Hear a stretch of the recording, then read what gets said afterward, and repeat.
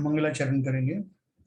ओम नमः सिद्धेभ्यः जय श्री ओम नमः सिद्धेभ्यः जय श्री ओम नमः सिद्धेभ्यः।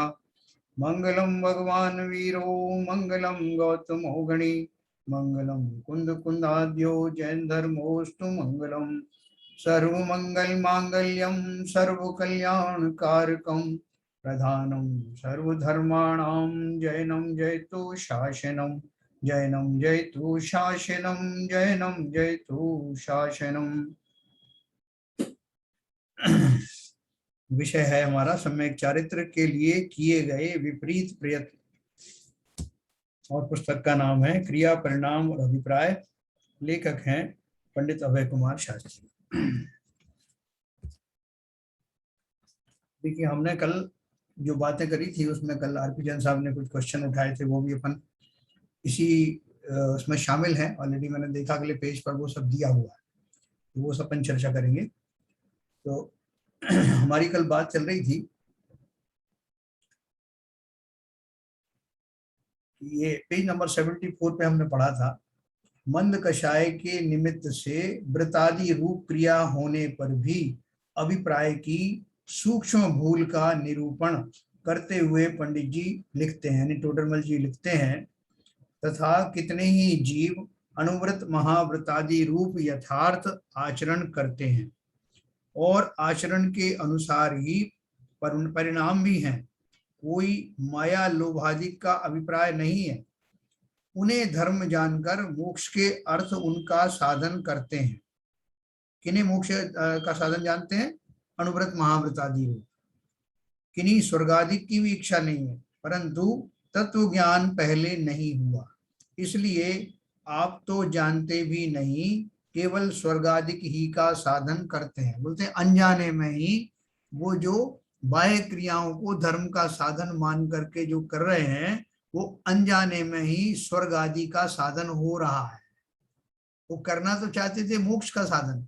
जैसे हम कोई गलत बस में बैठ जाएं और हम बोले हम तो अब 100 किलोमीटर तक चल गए और हम बड़े खुश हैं कि हम अपने गंतव्य तक जा रहे हैं, लेकिन जाएंगे कहाँ? जो बस वहां जहां पहुंचा रही है, जहां तक जा रही वहीं जाएंगे। उसी प्रकार से हमने इन बाह्य साधनों को मोक्ष का साधन मान करके उनको अपनाया, लेकिन वो साधन तो वही फल देंगे ना जिसके लिए वो है। वो तो आपको पुण्य अधिक सामग्री देंगे और आपको स्वर्ग अधिक तक पहुंचा देंगे। तो वो ये करेंगे, लेकिन उसको भी पता नहीं उस जीव को जिसका अभिप्राय में अभी वो कुछ कमी अवेलेबल है, कमी बाकी है, उसको भी मालूम नहीं कि वो जो साधन कर रहा है वो उसको मोक्ष तक ले जाएंगे कि नहीं। उसका भाव भी मोक्ष जाने का है, परिणाम भी वैसे चल रहे हैं, क्रिया भी वैसी हो रही, लेकिन गलत बस में चढ़ा हुआ है। कोई मिश्री को अमृत जानकर भक्षण करे तो उससे अमृत का गुण तो नहीं मिलता, अपनी प्रतीति के अनुसार फल नहीं होता, फल तो जैसे साधन करे वैसा ही लगता है। ठीक है ना? ये आप समझ गए बहुत अच्छी तरह से कि जिस बस में जा रहा हूं, बिना उसका डेस्टिनेशन बोर्ड पढ़े मैं उस पर चढ़ गया और मैंने ये मान लिया कि ये बस मुझे अपने गंतव्य तक पहुंचाएगी, लेकिन वो गंतव्य मैंने अपने मन में ही रखा हुआ है, बस के डेस्टिनेशन बोर्ड पे कुछ और लिखा। उसी तरह से मेरा जो अभिप्राय है वो अभिप्राय जो है मोक्ष जाने का तो है, लेकिन साधन जो मैंने अपनाए वो मोक्ष वाले नहीं थे, वो पुण्य आदि के ही साधन थे। तो इसलिए भूल कहाँ हो रही है कि मैं उन साधनों को भली भांति नहीं समझ रहा हूँ कि ये कहाँ तक लेके जाएंगे, मेरी मंजिल तक पहुंचा पाएंगे कि नहीं। ऐसा उक्त गद्यांश में क्रिया परिणाम और अभिप्राय की स्थिति निम्न अनुसार व्यक्त की गई है। देखो, ये जो ऊपर घटना सुनाई कल भी अपन ने पढ़ा था, तो इसमें क्रिया क्या हो रही है? अनुव्रत महाव्रतादि रूप यथार्थ आचरण करते हैं, ये तो हुई क्रिया। परिणाम क्या चल रहा है? आचरण के अनुसार परिणाम है। माया लोभादिक का अभिप्राय भी नहीं है, स्वर्गादिक के भोगों की इच्छा भी नहीं है ना? जैसे वो गलत बस में चढ़ गया, उसको ऐसा जहां वो बस जा रही वहां जाने के भाव नहीं थे, लेकिन उसने पता नहीं, पढ़ा नहीं, जाना नहीं, तो परिणाम भी उसके ऐसे हैं कि उसको कोई मायाचारी के भाव नहीं, कोई लोभ नहीं है, स्वर्ग आदि की वांछा भी नहीं। अब अभिप्राय क्या है? अभिप्राय यह है, उन्हें धर्म जानकर मोक्ष के लिए उनका साधन करते हैं। किन्हें?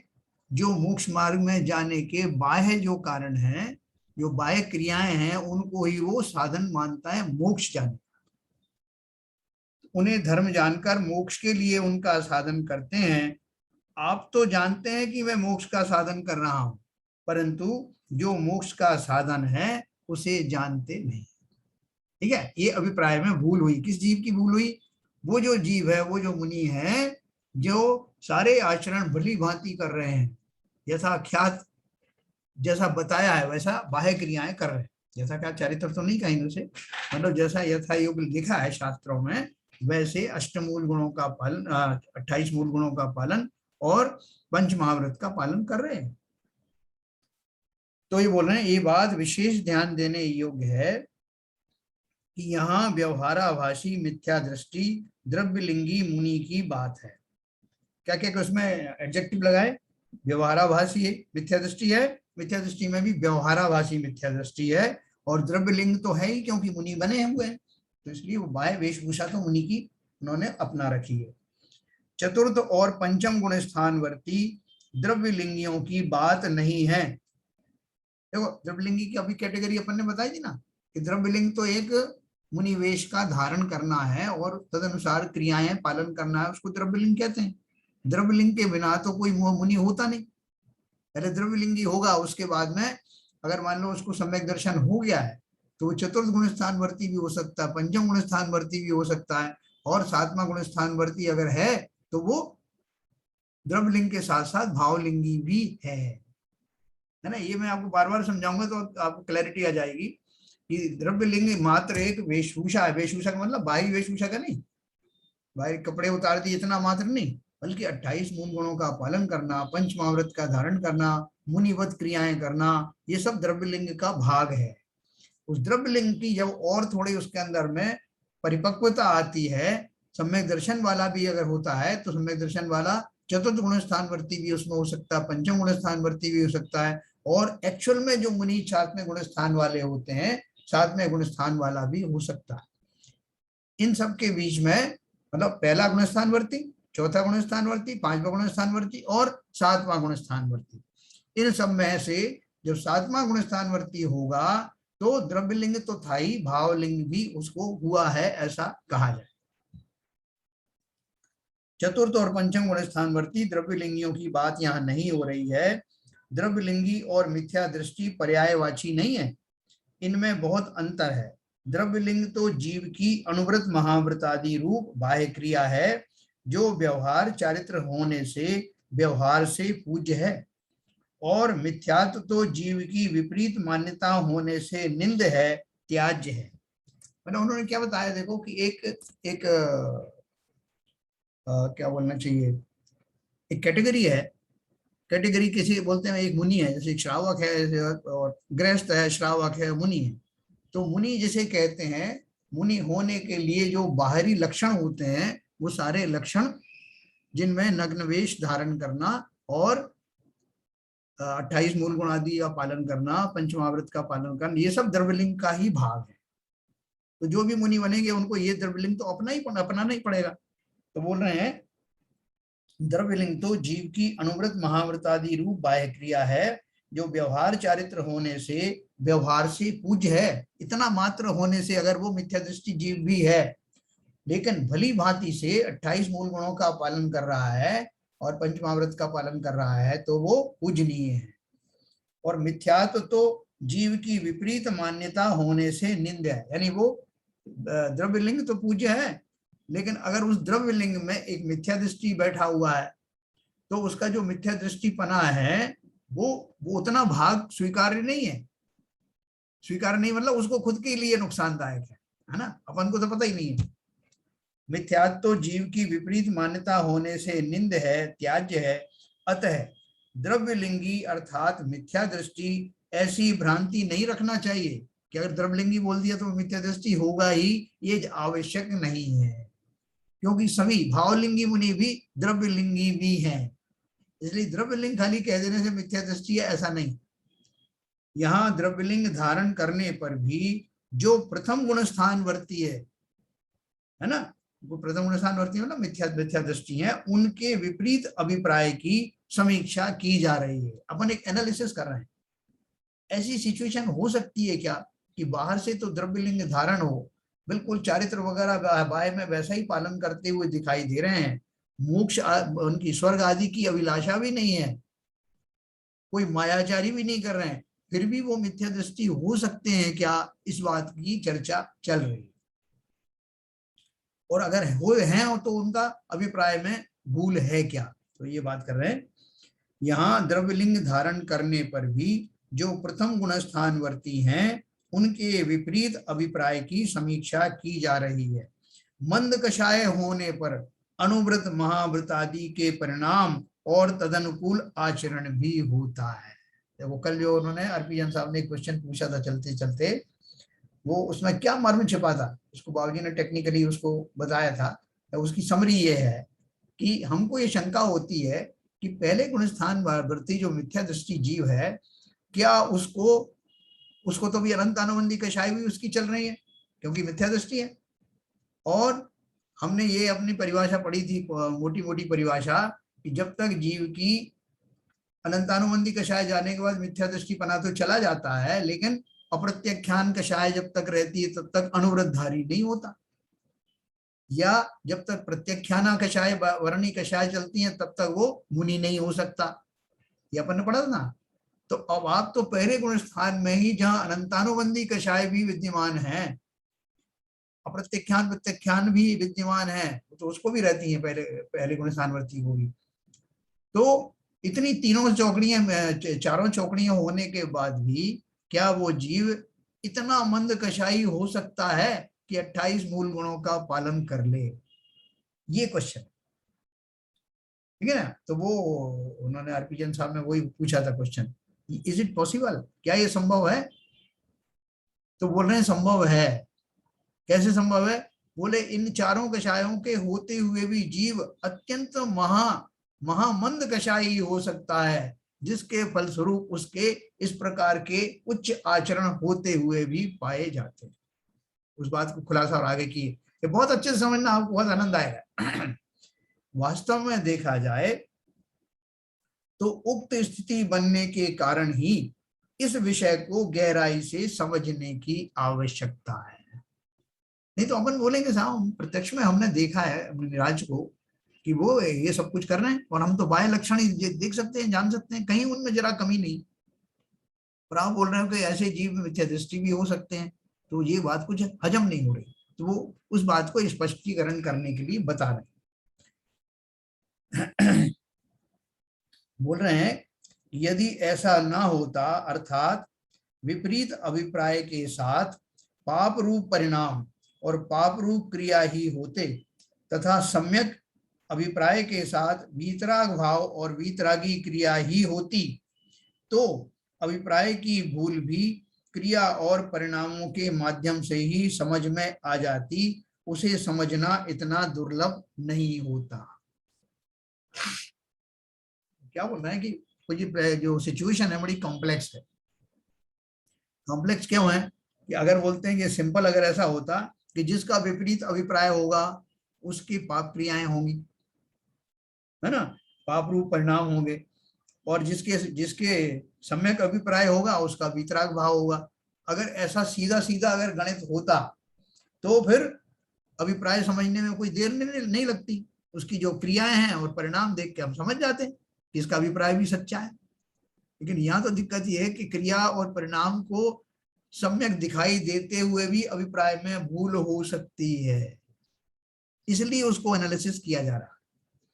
तो क्या बोल रहे हैं, वृतादि रूप क्रिया और तदनुसार परिणामों की उत्कृष्ट स्थिति होने पर यह जीव 31 सागर की आयु बांधकर अंतिम ग्रेवेयक तक चला जाता है।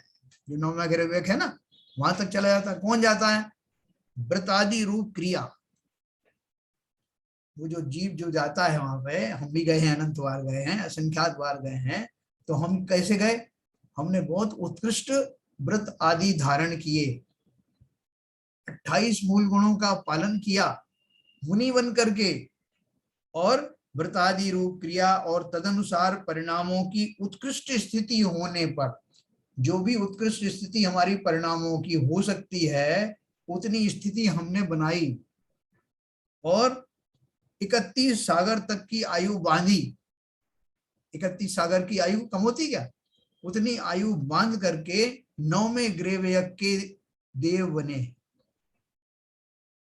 इतना ऊंचा हमने जो तपस्चरण किया वो हंसी खेल नहीं था। महाव्रत आदि पालन किए, 28 मूल गुण पालन किए, और हमारा कोई मायाचारी का भाव भी नहीं था कि हम किसी को दिखाने के लिए कर रहे हैं, और हमें स्वर्ग आदि जाने की भी अभिलाषा नहीं थी। इतना उत्कृष्ट होने के बाद भी मैं 9वें ग्रीवयज्ञ पर जाकर अटक गया। एक बार नहीं, हजारों सैकड़ों बार। तो क्यों अटक गया, इसकी समीक्षा चल रही। अंतिम ग्रीवयज्ञ तक चला जाता है, यह अंतरंग परिणाम पूर्वक महाव्रत आदि पालता है, महामंद कषाई होता है, उसे इस्लोक और परलोक के भोगादि की चाह भी नहीं होती, वह मात्र मोक्षाभिलाषी होता है और केवल धर्म बुद्धि से धर्म साधन करता है। इतनी सारी चीजें एक साथ अच्छी करी मैंने। ऐसे जीव को शास्त्रों में द्रव्यलिंगी मिथ्या दृष्टि मुनि कहा है। क्यों कहा है, क्योंकि उसके अभिप्राय की ओर संकेत करते हुए पंडित टोडरमल जी पृष्ठ 243 पर लिखते हैं, इसलिए द्रव्यलिंगी के स्थूल तो अन्यथापना है नहीं, मतलब मोटे तौर पर तो उनका कोई भी विपरीत आचरण नहीं है, विपरीत परिणाम या क्रिया नहीं है, सूक्ष्म अन्यथापना है, बारीकी से एक चीज उनकी है वो विपरीत जा रही है, सो सम्यक दृष्टि को भाषित होता है। बोलते ये जो विपरीतता है उनके ख्याल में नहीं आती। जो मिथ्या दृष्टि मुनिराज थे, हम जब बने थे तो हमको ये चीज समझ में तब भी नहीं आई और अभी भी नहीं आ रही है कि बाकी कमी क्या रह गई, किस कमी की वजह से इतना साधना करने के बाद भी वो फलीभूत नहीं हुई मोक्ष के रूप में। तो उन्होंने बोला कि ये जो कमी है, अगर मैं सम्यक दृष्टि हो जाता तो मुझे समझ में आ जाता कि कमी क्या रह गई। लेकिन देखो, सम्यक दृष्टि को समझ में आता, लेकिन हमारा भाग्य इतना अच्छा है कि हम मिथ्या दृष्टि होते हुए भी वो सम्यक दृष्टि को क्या समझ में आता हमको अभी समझ में आने वाला है। अपनी बहुत मानता है। तो देखो क्या बोल रहे हैं, किसी ने प्रश्न पूछा, जब द्रव्यलिंगी के अभिप्राय का सूक्ष्म अन्यथापना सम्यक दृष्टि को भाषित होता है तो आप उसके अभिप्राय की भूलों का विश्लेषण कैसे कर सकते हैं। क्या प्रश्न पूछा, पंडित जी से ही पूछा कि आप जो है कैसे जो है ये सब कर सकते हो विश्लेषण, उसके लिए तो सम्यक दृष्टि चाहिए ना, और इसके बाद की क्या गारंटी कि आप सम्यक दृष्टि हो। तो उन्होंने क्या उत्तर क्या दिया, भाई हम किसी व्यक्ति के बारे में कहें कि यह द्रव्यलिंगी है और उसके अभिप्राय में यह भूल है तो आपका कहना बिल्कुल ठीक है। हम तो पंडित टोडरमल जी के कथनानुसार सामान्य द्रव्यलिंगी का विवेचन कर रहे हैं। उन्होंने भी जिनवाणी के आधार पर लिखा है, यदि आप उन पर प्रश्न चिन्ह लगाना उचित समझें तो यह आपके विवेक पर निर्भर है। अभिप्राय की भूल निकल जाने पर अर्थात सम्यक दर्शन हो जाने पर प्रत्यख्यान कषाय के उदय में भी मंद कषाय के निमित्त से अणुव्रत या महाव्रत रूप आचरण भी होता है। तो जो कल उन्होंने क्वेश्चन पूछा ना, तो उसका जवाब है ये कि सम्यक दर्शन अगर हो गया लेकिन कषाय अभी प्रत्यख्यान अप्रत्यख्यान बाकी है, सपोज करो चतुर्थ गुण स्थान वर्ती हुआ जीव, तो उसकी अभिप्राय की भूल बहुत सारी निकल गई। अब वो ऐसा व्यक्ति चतुर्थ गुण स्थानधारी पंचम गुण स्थानधारी वो अणुव्रत और महाव्रत धारण करना चाहता है और कर भी लेता है, जबकि अब की उसकी अभी अप्रत्यान खाना वर्णी कषाय बाकी है, प्रत्यख्याना भी बाकी है।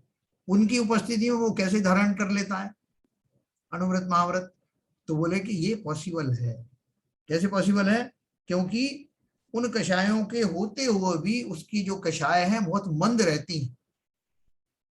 ये बात कौन की चल रही है, ये इतनी जो लाइन उन्होंने लिखी है वो किसके लिए लिखी है, सम्यक दृष्टि होने के बाद, जिसकी अनंत अनुबंधी तो निकल गई लेकिन अप्रत्यख्यानावर्णी प्रत्यख्यानावर्णी संजुलन कषाय बाकी है। उसके बावजूद भी, बाकी होने के बाद भी कषायों की इतनी मंदता होने के कारण वो किंचित अणुव्रत आदि धारण कर सकते हैं, महाव्रत भी धारण कर लेते हैं। ये सिर्फ हम सम्यक दृष्टि द्रव्यलिंगी और मुनि की बात करी है, लेकिन अपन ने उसके पहले पढ़ लिया कि मिथ्या दृष्टि द्रव्यलिंगी के भी कषाय इतने कम हो सकते हैं कि वो पहले गुण स्थान में ही ऐसा आचरण कर सकता है और 9वें ग्रह तक जा सकता है। ठीक है, तो ये थोड़ी सी अपन समझेंगे तो अपने बहुत अच्छे से क्लियर हो जाएगा। अभिप्राय की भूल निकल जाने पर अर्थात सम्यक दर्शन हो जाने पर प्रत्याख्यान कषाय के उदय में भी मंद कषाय के निमित्त से अणुव्रत या महाव्रत रूप आचरण भी होता है। ऐसे जीव चतुर्थ गुण स्थानवर्ती द्रव्यलिंगी श्रावक या मुनि अथवा पंचम गुण स्थानवर्ती द्रव्यलिंगी मुनि कहलाते हैं, जिनकी अनंतानुबंधी अच्छा ये तो यहाँ समाप्त हो गया। तो बोले ऐसे जीव चतुर्थ गुण स्थानवर्ती द्रव्यलिंगी श्रावक या मुनि अथवा पंचम गुण स्थानवर्ती द्रव्यलिंगी मुनि कहलाते हैं। अब आगे, जिनकी अनंतानुबंधी, अप्रत्यख्यानी और प्रत्यख्यानी कषायें भी नष्ट हो जाती हैं, उन्हें द्रव्यलिंग के साथ साथ भावलिंग भी हुआ कहा जाता है ना। अब आप बोलोगे द्रव्यलिंग और भावलिंग में क्या फर्क है? इतना ही फर्क है कि जिन जीवों के सातवें गुण स्थान के योग्य भाव हो जाते हैं, सम्यक दृष्टि तो है, हो ही गया, चतुर्थ गुण स्थान पंचम गुण स्थान में सम्यक दृष्टि तो हो ही गया, लेकिन सप्तम गुण स्थान वर्ती जो जीव हैं, अर्थात जिनके परिणाम सातवें गुण स्थान के समकक्ष हैं, ऐसे सम्यक दृष्टि जीव द्रव्यलिंगी भी हैं और भावलिंगी भी हैं। द्रव्यलिंगी तो सारे ही हैं, ये वो भावलिंगी भी हो गए ऐसा। फिर किसी ने क्वेश्चन पूछा, चतुर्थ गुण स्थानवर्ती सम्यक दृष्टि को अपने परिणामों की शुद्धता और रागांश का ख्याल तो रहता है, फिर वो छठवें सातवें गुण स्थान योग्य परिणाम न होने पर भी वैसी क्रिया कैसे कर सकता है? देखो एक बहुत अच्छा क्वेश्चन पूछा किसी ने कि आपने बोला कि चतुर्थ गुण स्थान वर्ती भी द्रव्यलिंगी मुनिराज हो सकते हैं, कैसे हो सकते हैं? सम्यक दृष्टि तो है, लेकिन अभी सप्तम गुण स्थान वाली स्थिति नहीं आई है और उन्होंने मुनिपना धारण किया हुआ है। तो बोल रहे हैं कि सम्यक दृष्टि होने के बाद उनको ये समझ में नहीं आता क्या कि मेरे परिणाम अभी सातवें गुण स्थान के समकक्ष तो है नहीं और मैं मुनि बना हुआ घूम रहा हूं, तो ऐसा उनके समझ में नहीं आता क्या? फिर वो क्यों वो मुनि की क्रियाएं करते रहते? देखो कितना बढ़िया क्वेश्चन है।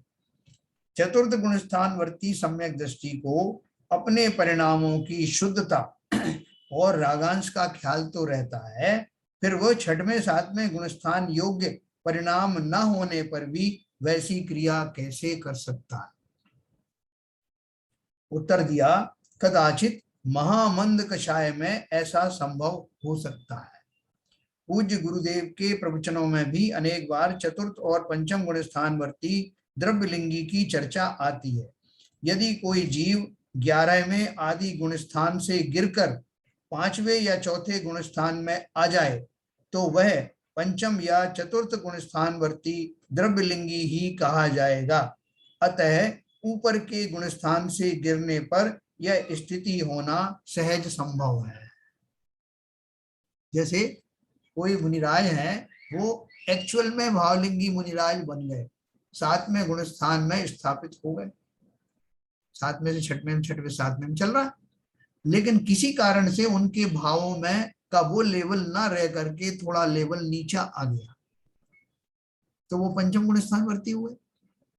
मुनिपना बाहर से तो द्रव्यलिंग अभी भी वही है और महाव्रत आदि भी वही पालन कर रहे हैं, लेकिन उनके भावों का सहज में आ जाते हैं, कोई जानबूझ के तो करता नहीं, लेकिन भाव अब इस योग्य आ गए कि पंचम गुण स्थान वर्ती के जैसे भाव होते हैं वैसे आ गए, किंचित शुभ राग की क्वांटिटी बढ़ गई या चौथे गुण स्थान में आ गए, तो वो ऊपर से जब गुण स्थान से गिरता है जीव, तो अब एकदम थोड़ी वो कपड़े पहनने के लिए भागेंगे, नहीं साहब मेरा तो अभी हो गया, वैसे भाव नहीं रहे अभी, तो मैं फट से कपड़े पहन लेता हूँ, ऐसा थोड़ी किसी को आएगा।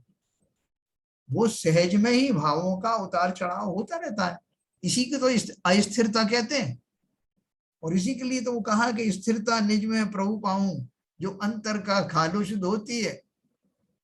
उसी स्थिरता को लाने के लिए सप्तम गुण स्थानवर्ती मुनिराज तपस्या करके श्रेणी आरोहण करते हैं, और श्रेणी आरोहण करके वो स्थिरता पूर्वक ही श्रेणी आरोहण होता है, और जिनका वो स्थिरता बनी रहती है और 8वां 9वां 10वां 12वां गुण स्थान निकल जाता है, वो एक अंतर्मूर्त में ही अगर वो स्थिर रह पाए तो भगवान बन जाते हैं। तो बात सारी उन परिणामों की है जो परिणाम बुद्धिपूर्वक नहीं किए जा रहे, वो सहज में ही आ रहे हैं। तो इस तरह से वो 7वां गुण स्थान वर्ती जो भावलिंगी संत हैं, उनको ये भी संभावना रहती है कि वो कभी पंचम गुण स्थान में आ सकते हैं, कभी चतुर्थ में आ सकते हैं, और कभी अपन ने सम्यक दर्शन का स्वरूप भी पढ़ा, क्षयवसमिक सम्यक की मान लो स्थिति खत्म हो गई तो वो पहले गुण स्थान में आ गए।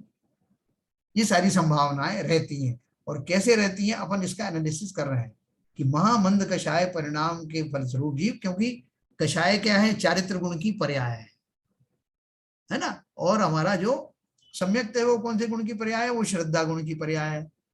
तो सम्यक्त होने के बाद भी, सम्यक्त होने चतुर्थ गुण स्थान में आने के बाद भी आवश्यक नहीं वो 7वें गुण स्थान के योग्य भाव उनके आ जाए।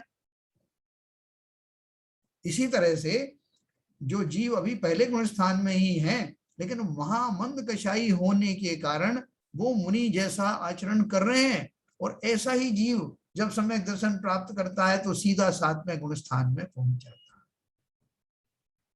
ये समीक्षाएं अपन इसलिए कर रहे हैं, ये बारीकियां इसलिए समझ रहे हैं कि मैं कहीं डरूं नहीं, घबराऊं नहीं, मेरा कार्य ठीक से चल रहा है, मैं शुभ क्रियाओं में तो लगा हुआ हूं, लेकिन साथ में ये भी जानते रहना कि ये बस कहाँ जा रही है।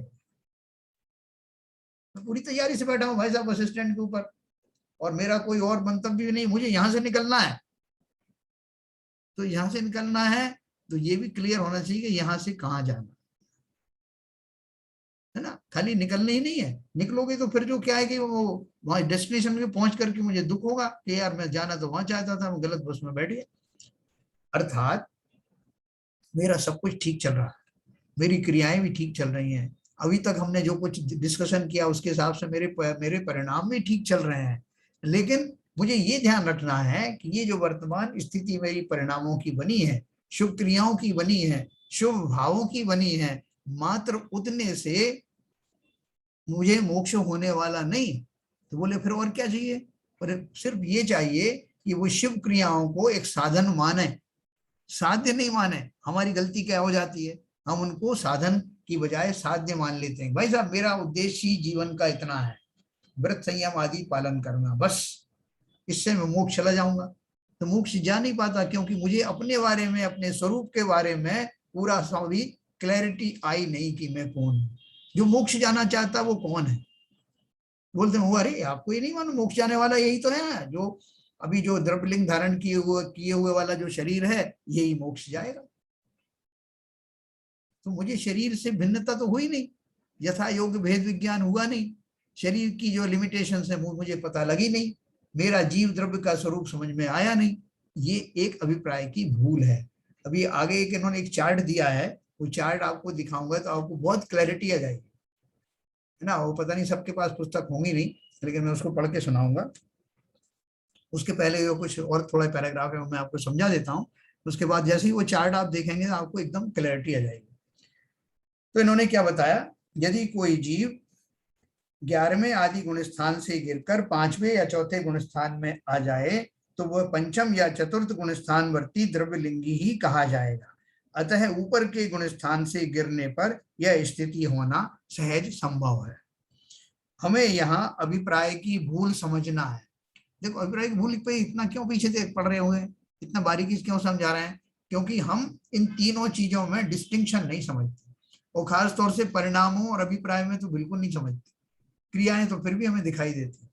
यहाँ हमें अभिप्राय की भूल समझना है, इसलिए प्रथम गुण स्थान वर्ती अर्थात द्रव्यलिंगी मिथ्या दृष्टि मुनि की चर्चा की जाएगी उदाहरण के तौर पर, क्योंकि वो एक उदाहरण ऐसी है जिसमें आपको ये डिफरेंस स्पष्ट नजर आएगा। इसलिए उन्होंने एग्जाम्पल में क्या लिया है कि एक थे महाराज, वो थे मिथ्या दृष्टि, लेकिन महाराज थे तो मतलब द्रव्यलिंगी तो थे।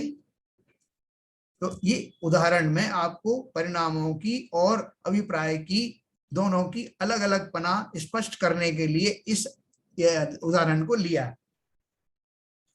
तो क्या बोल रहे हैं, वर्तमान वातावरण कुछ ऐसा विचित्र है कि द्रव्यलिंगी का नाम लेते ही लोगों को ऐसा भ्रम हो जाता है कि मुनि निंदा की जा रही है है ना, जबकि हमारा उद्देश्य आगम के आधार पर अभिप्राय की भूल का तात्विक विश्लेषण करना मात्र है।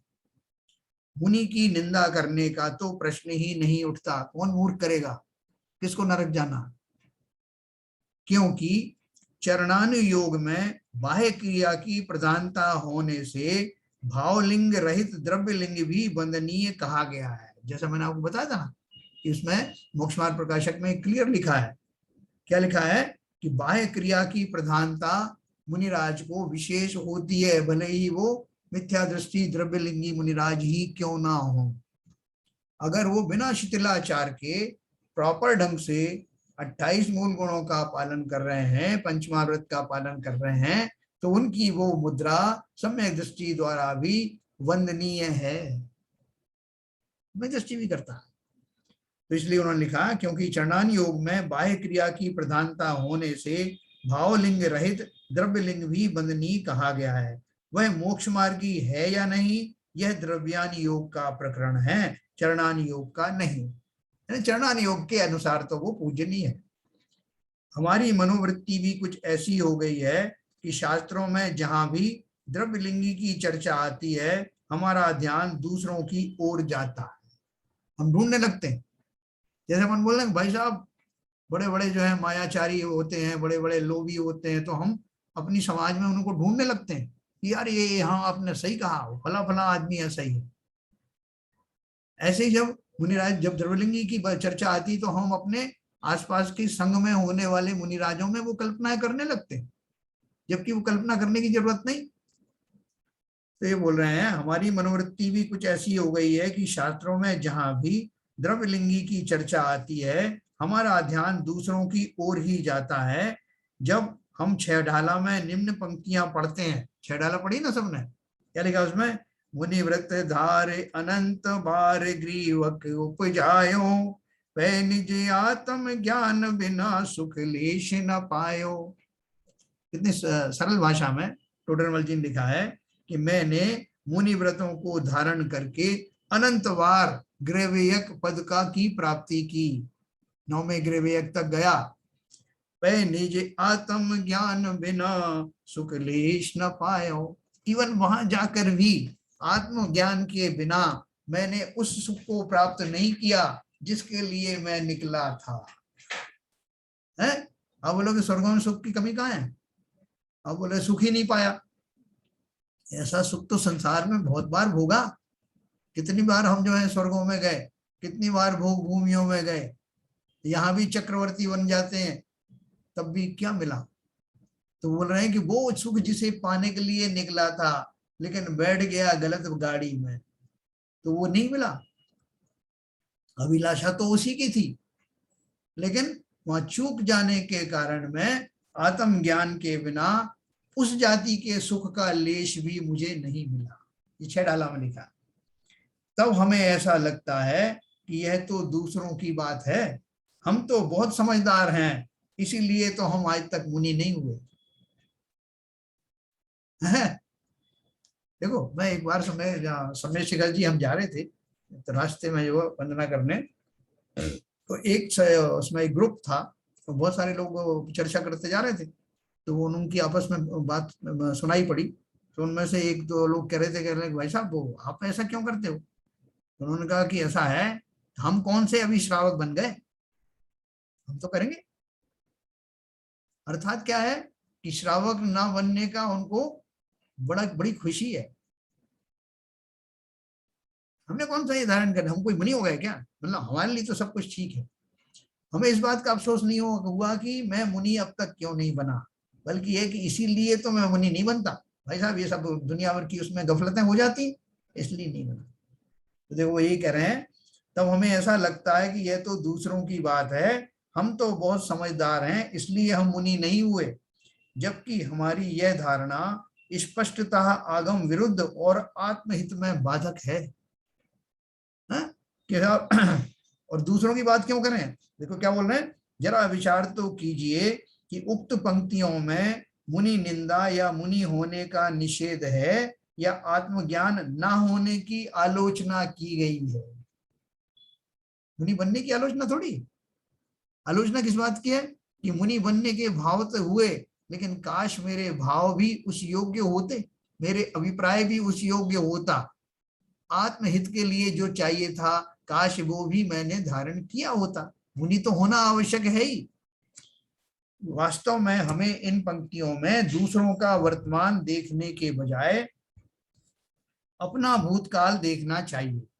पिछले अनंत भवों में अनंत बार आत्मज्ञान के बिना मुनि व्रत धारण करने पर भी हमें लेश मात्र भी सुख नहीं मिला। मैं कोई आज की चीज थोड़ी हूं कि साहब मैं तो कभी तो संसार में आया और आपने दुनिया भर की बातें सुनानी शुरू कर दी। मैं तो जब से सृष्टि है तब से ही हूं और मैंने कोई रास्ता छोड़ा नहीं आज तक। मुनि भी इसलिए बना, इस उम्मीद में बना कि शायद यहां से सुखी हो जाऊंगा, लेकिन बना तो सही, लेकिन उसमें कसर छोड़ दी। वो कसर अभी तक छूटी हुई है। अब हमारा भाग्य आया है कि उस कसर से हमारा साक्षात्कार हो गया। कसर क्या थी और कसर कैसे दूर होगी, अब मैं इसको भली प्रकार समझना चाहता हूं, जिससे कि अब अगली बार जब मैं दाव लगाऊं तो चूकूं नहीं। वो सूक्ष्म जो गलती मुझसे हो रही हर बार वो भी ना हो। अब की बार जो मुनि बनूं तो मेरा मुनिपना सार्थक हो जाए। तो बोल रहे हैं इन पंक्तियों में अज्ञान की निंदा की गई है और अज्ञान सहित मुनि पद को व्यर्थ बताया गया है। जैन शासन में तो शाश्वत वस्तु व्यवस्था बताई गई है कि मुनि हुए बिना मुक्ति की साधना पूर्ण नहीं होती। कहाँ लिखा है कि उस किताब के अंदर के मुनियों को नहीं, मुनि नहीं बनना चाहिए, या मुनि खोटे होते हैं, या मुनि को उन्होंने कोई अपराध किया है, या मुनियों को नहीं मानना चाहिए? कहाँ लिखा? कल्पना से अपन बोलने लगते थे, उस किताब में ऐसा लिखा। यदि हम सच्चे आत्मार्थी हैं तो हमें जिनागम में बताए गए प्रत्येक दोष को अपने ऊपर घटित करना चाहिए, दूसरों के दोष नहीं देखना चाहिए। देखो जब अपन उसका बोलते हैं ना, शिथिलाचार की बात करते हैं, जैसा वो मुनिराज ऐसा करना नहीं करना चाहिए, क्योंकि इस तरह के आचरण नहीं करना चाहिए, अपना जो है जब मौन रहना होता है मौन रहना चाहिए, भोजन के अंदर में ज्यादा लोलुपता नहीं दिखानी चाहिए। तो हम क्या करते हैं, हम किसी ना किसी को इंडिकेट कर देते हैं। हम ये भूल जाते हैं कि ये बात हम इसलिए सीख रहे हैं कि जब जब मैं मुनि बनूं तब तब मुझे ये सब नहीं करना। मैं दूसरों के लिए नहीं बैठा यहाँ, मुझे अपना लोटा छानना है। जब जब मैं मुनि बनूं इस प्रकार का शिथिलाचार नहीं करूं, उस प्रकार का शिथिलाचार नहीं करूं। ये सब मुझे परिपक्व बनाने के लिए मैं पढ़ रहा हूं। मैंने संसार का ठेका नहीं लिया, न संसार की बुराई करने के लिए मैं बैठा हूं। सब जीव अपने अपने भावों के जिम्मेदार हैं। बसों में लिखा रहता ना, यात्री अपने सामान के खुद जिम्मेदार है, ऐसा लिखा रहता ना, पहले लिखा रहता था। ऐसे ही हम सब जिम्मेदार हैं अपने अपने, दूसरों का हमें कोई मतलब नहीं है, ना हमें कोई अधिकार है और ना हमें उससे कुछ लाभ होने वाला।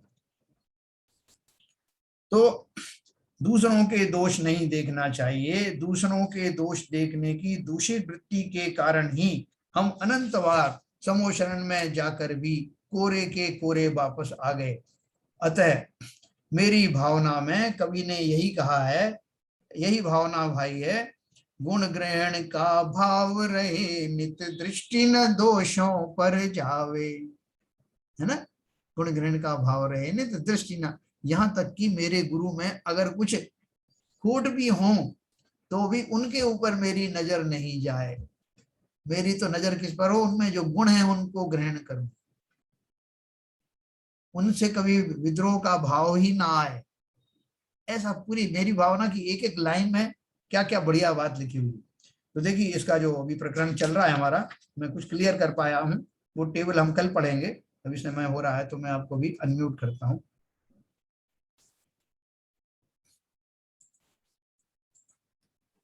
हाँ सर। एक एक प्रश्न रह गया इसमें। जी ये अपने सारे प्रत्याख्यान के बारे में तो बताया। अब जो मुनि प्रथम 7वें गुण स्थान से पहले गुण स्थान में आ गया, जो जीव द्रव्यलिंगी, तो उसकी अनंतनंदवंदी जो कसाय हैं वो 70 कोड़ा कोड़ी तक होती हैं, और जब सम्यक दर्शन, जब उसका उपशम होता है तो एक अंतर कोड़ा कोड़ी में आ जाती है। जी। तो इस स्थिति में उनके मंद कसाय होते हुए अनंतानंत बंदी कसाय की क्या स्थिति रहेगी, उसके बारे में थोड़ा प्रकाश डालें। देखो ऐसा है, उस जाति के मुनि बनना भी बड़ा मुश्किल काम है। वो बात सही है, यहाँ पे एक विवेचन हो रहा है, विवेचन की वही बात। मैं बता रहा हूँ, हर एक साधारण व्यक्ति जो उस स्थिति में नहीं आ सकता। उन्होंने केस लिया है, केस स्टडी की है कि ऐसा भी हो सकता है कि कोई ऐसा जीव जिसकी अनंतानुबंधी कक्षाएं भी अभी चल रही हैं, प्रत्याख्यान वगैरह तो है ही है, ऐसा जीव भी अपने अत्यंत यानी महामंद कषाय के परिणाम स्वरूप मुनि व्रत आदि धारण कर लेता है और बलि प्रकार निभाता है। ये जनरल बात नहीं है, ये कुछ पर्टिकुलर जीव ऐसे भी हो सकते हैं।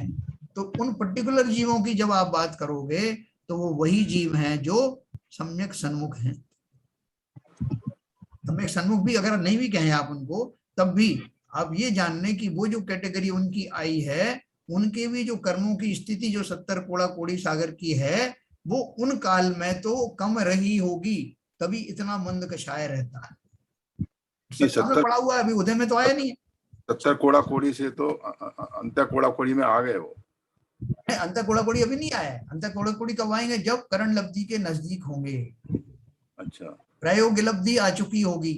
Okay okay. लेकिन परिणामों में इतनी ज्यादा महामंद कषाई होना इस बात का इंडिकेट कर रहा है कि ऐसा जीव अगर करण लब्धि के समीप आ जाता है तो पहले से सीधा 7वें गुण स्थान में चला जाएगा।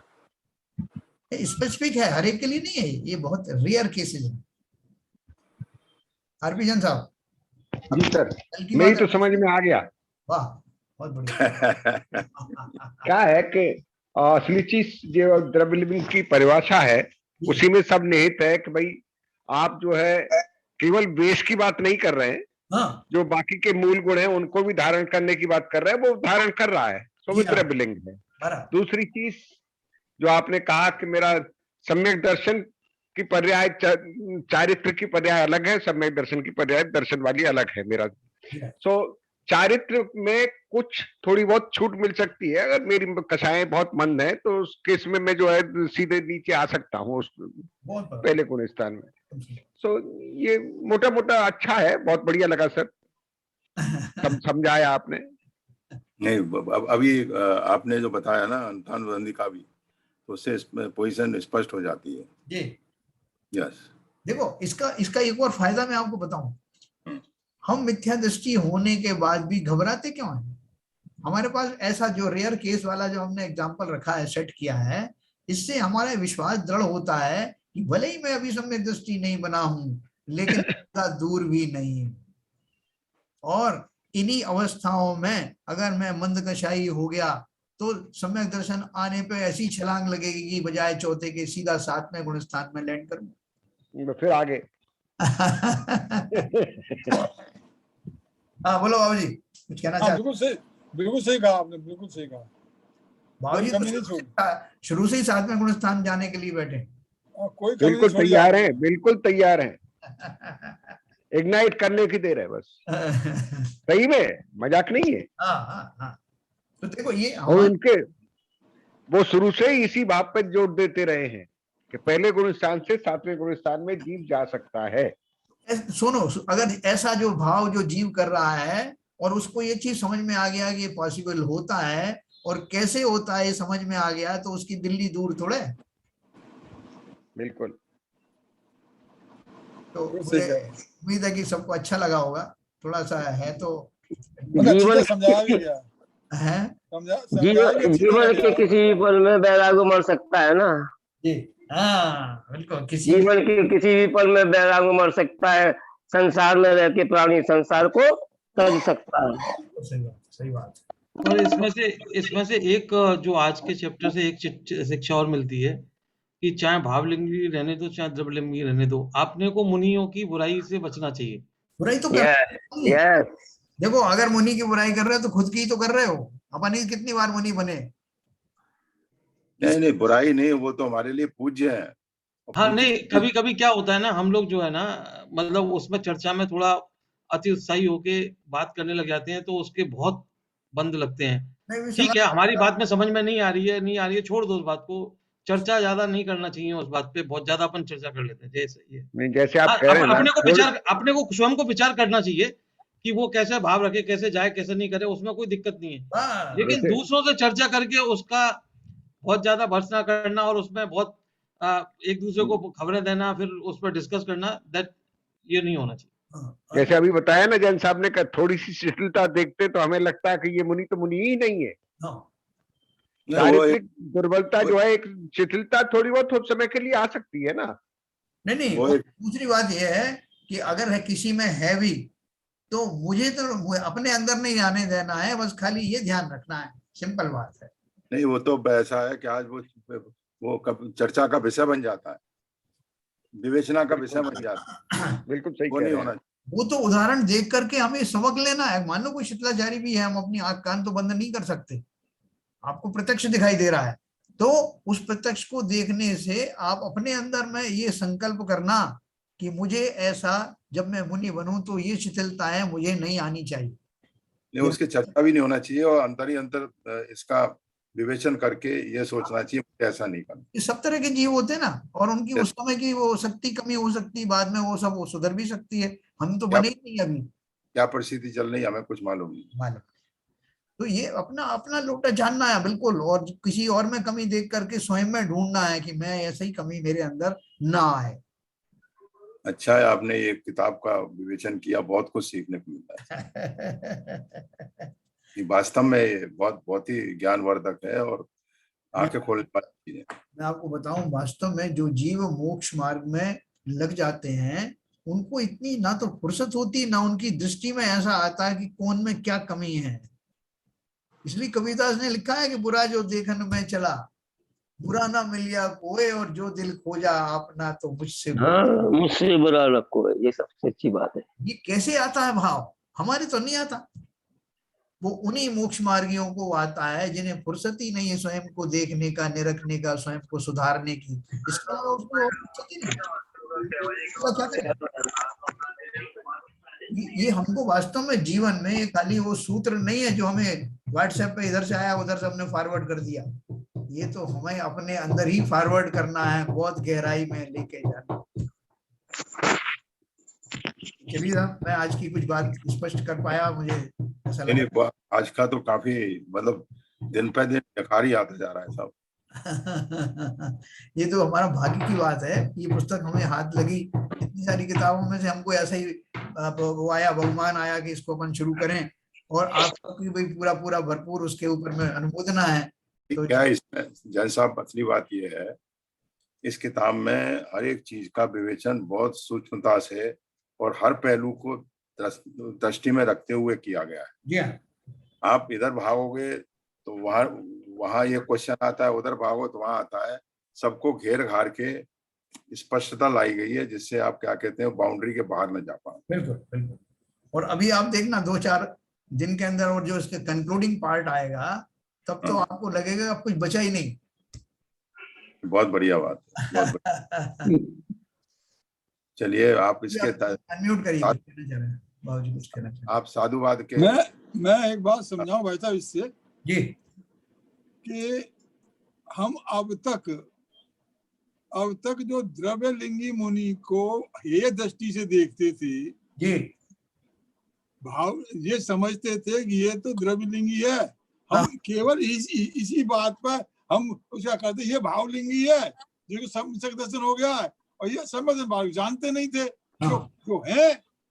और जरा सा स्थिरता देगी तो द्रव्यलिंगी बता दिया। तो हम भैया, हम मुनियों को इस वजह से मुनियों को समयोचित उनका सम्मान नहीं कर पाते थे, प्रॉपर्ली उनको समझ ही नहीं पाते। एक्चुअल में बात है, हमारी जो भ्रम पड़ा हुआ था हमारी बुद्धि में, जो बुद्धि दोष था वो ये था कि हम द्रव्यलिंगी मुनि को हे दृष्टि से बहुत अच्छा नहीं मानते थे, लेकिन आज इसको पढ़ने के बाद आज ये ज्ञात हुआ है हमें कि द्रव्यलिंगी मुनि तो सभी होते हैं, चाहे वो भावलिंगी हो, चाहे वो मिथ्या दृष्टि हो, द्रव्यलिंगी सभी है। लेकिन हमको ये भाव मान के दिव्यलिंगी है ऐसा भाव डिफरेंस नहीं करना चाहिए। वही तो ना, पर्यायवाची नहीं है ये शब्द, पर्यायवाची। बाबूजी, जैसा बाबूजी ने कहा सिनोनिमस ले लिया जाता है मिथ्या दृष्टि से द्रव्यलिंगी। यस, राइट, ये सिनोनिमस नहीं है। यस सर, भ्रम था हम लोगों को। बाबूजी, दूर हो गया। बेसिक बात ये है, बिना द्रव्यलिंगी बने हुए भावलिंगी बन ही नहीं सकता। बन ही नहीं सकते, सवाल ही नहीं। ये तो पहली सीढ़ी है, और वो साफ साफ इसमें कहा गया है कि वो हमारे लिए, सबके लिए पूजनीय है, इवन सम्यक दृष्टि के लिए भी पूजनीय है। यस। तो ये बहुत बड़ा स्पष्टीकरण हो गया, और इससे जो सम्मान के भाव हैं, जो श्रद्धा के भाव हैं, और हमारे निखर गए इससे। बिल्कुल सही। किसी भी मुनि कैसा भी हो, हमारे लिए श्रद्धा के पूर्ण है, श्रद्धा के लिए है, 28 मूल्यों का पालन कर रहा है। यस। अगर बाह्य में भी आपको कोई विशेष ऐसी जो है स्थूल कोई विषमताएं नहीं दिख रही हैं, तो हमारे लिए सब कुछ पूछिए। नहीं, अगर विषमताएं कुछ दिख भी रही हैं तो आपने कहा उनको अपने लिए संकल्प लो, कैसे हम बस उनको अनदेखा करना है। सही बात, बिल्कुल सही कह रहे। मैंने कितनी सही है, बहुत सही। भाई देखिए, हमारे गुरुजी सामने बैठे हुए हैं, आर.एल. जैन साहब। जब गुरु शिक्षा देता है बच्चों को तो गुरु में बहुत कमियां होती हैं, मगर शिष्य हमेशा गुरु की गुणों का ही गुणगान करके उनको पूछता है। बस सीबी जैन साहब, मेरी बात सुनो, मैं तो सब्जेक्ट का गुरु हूँ, पर आप तो धार्मिक गुरु हो। मैं आपको बड़ा मानता हूँ, आपको ज्ञान बहुत है मेरे से ज्यादा। नहीं। सही कह रहा हूँ, आप सबके ज्ञान को मैं देख रहा हूँ, बहुत ज्ञान है। आप, हम तो नाम के गुरु है, सब्जेक्ट गुरु है। आप धर्म के गुरु मानते हैं, मैं आपको बहुत ज्ञान है आप लोगों में, मैं देख रहा हूँ रोज को। बहुत अच्छी बात है। मैं तो एक प्रैक्टिकल एग्जांपल दिया है, और ये तो हमारे गुरु तो सामने बैठे हुए हैं, जो वक्ता हैं, जिनसे हम तो अभी तो कुछ भी नहीं सीख पाए। अरे नहीं, हम कहीं नहीं लगते आपके सामने।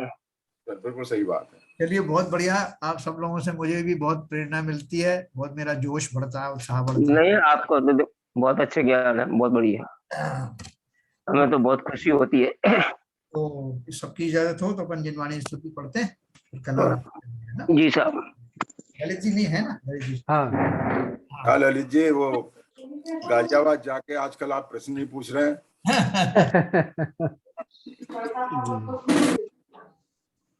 मिथ्यतम नाश वेको ज्ञान के प्रकाश वेको अपर भात वेको भानु शिव खानी है। चहो द्रव्य जान वेको बंध विधि भान वेको सफर पिछान वेको परम प्रमाणी है। अनुभवताय वेको जीव के जताए वेको काहू न सताए वेको भव्य और आनी है। जहाँ तहाँ तार वेको पार के उतार वेको सुख विस्तार वेको यही जिनवाणी है। ये जिनवाणी भारती तो है जपू दिन रहन, जो तेरी शरण गए सो पावे सुख चैन। जिनवाणी के ज्ञान से सूझे लोकालोक, तो वाणी मस्तक धरो सदा देते दो, सदा देते दो। जिनवाणी माता की जय। जय हो, जय हो, जय हो।